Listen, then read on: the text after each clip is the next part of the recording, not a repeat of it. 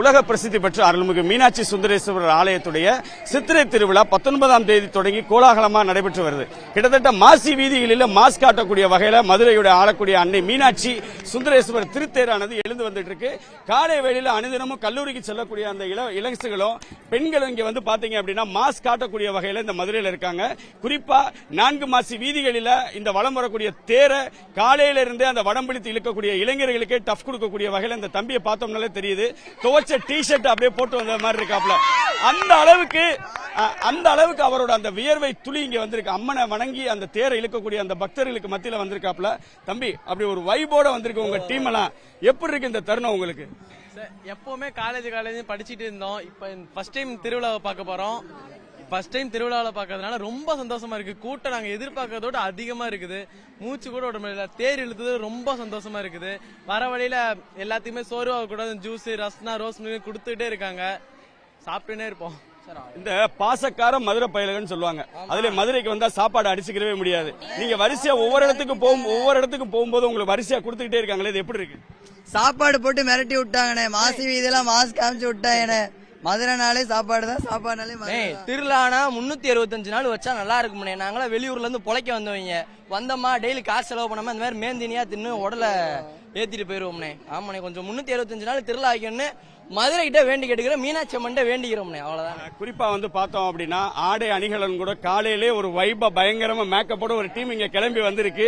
ஒரு of sorry, churidar, அந்த டோலாக்கோட உங்க ஃப்ரெண்ட்ஸ் டீமோட வந்திருக்கீங்க. எப்படி இருக்கு இந்த வைப்? செம்ம ஜாலியா இருக்கு. நல்லா என்ஜாய் பண்ணோம். சாப்பாடு எல்லாம் செம்மையா இருந்தது. ஜூஸ்லாம் வேற லெவல்ல இருந்தது.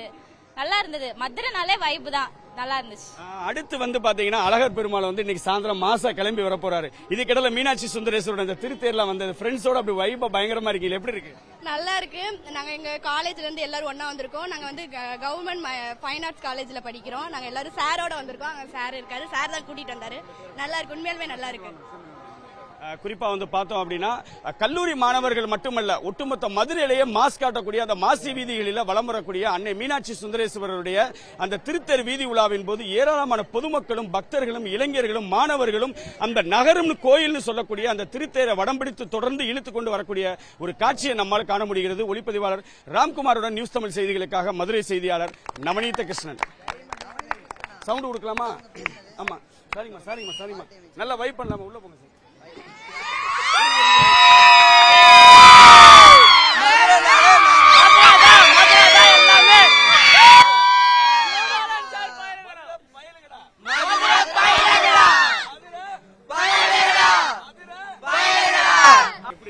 நல்லா களை கட்டுது மதுரையே. சித்திரத்திலான தேரோட்டத்துக்குன்னா நல்லது களை கட்டும். இன்ன வரைக்கும் எங்க பசங்களோட ஐடியா. இன்னும் 8 பேர் இருக்கோம். 8 பேருமே எங்க தேர்ல இருக்காங்க. நாங்க 3 பேர் வேலைக்கு வரனால வெளியே வந்துட்டோம். வேற ஒண்ணும் இல்ல. ஆனா இன்னும் போனா போயிட்டே இருக்கலாம். நல்லா தேரு திரும்படா. இது வந்து தேர், நம்ம தேர் இருக்கு. மீனாட்சி சுகனாரும் இங்க வருவாங்க. அழகர் ஆத்துல இறங்குறனால அந்த போட்டு வச்சிருக்கோம். அதுலயுமே எங்கிட்டு வாடா இதுல வந்து பாத்தீங்கன்னா பல்லாக்கு குதிரையில அந்த பாட்டோட போட்டு கோவிந்தா கோவிந்தான்னு சொல்லி இந்த சைடு வராரு அழகர் அழகர் ஆத்துல இறங்குறனால அழகர் வரான்றனால சொல்லி வச்சிருக்கோம். அதனால சித்திரை திருவிழான்றது டி-ஷர்ட்டா மொத்தமா போட்டு அடுத்த இதோட கிராண்டா போட்டு தூக்கி விடுறோம் அழகரை. ரொம்ப சந்தோஷமா இருக்கு. இதை கிடைக்கிறதுக்கு கொடுத்து வச்சிருக்கணும். நான் வந்து திருப்பூர்ல இருக்கேன். சொந்த ஒரு மதுரை. திருவிழாவுக்காகத்தான் நான் வந்தேன். இல்லைன்னா வந்திருக்கவே மாட்டேன். ஏன்னா எங்க காலாகால மூதாதையர்கள் வந்து எங்களுக்கு சொல்லி கொடுத்த பாடம் இதெல்லாம். அப்புறம் என்னடான்னா ஜாதி மதம் இனம் வேறுபாடு இல்லாம எந்த ஏரியாவுல எந்த ஒரு மூலையில இருந்தாலும் எந்த நாட்டுல இருந்தாலும் இங்க வந்து சித்திர விழாவை நாங்க சிறப்பித்து கொடுக்கிறோம். மதுரைனாலே கெத்து தாங்க. அது சொல்லவா வேணும். அப்புறம் ரொம்ப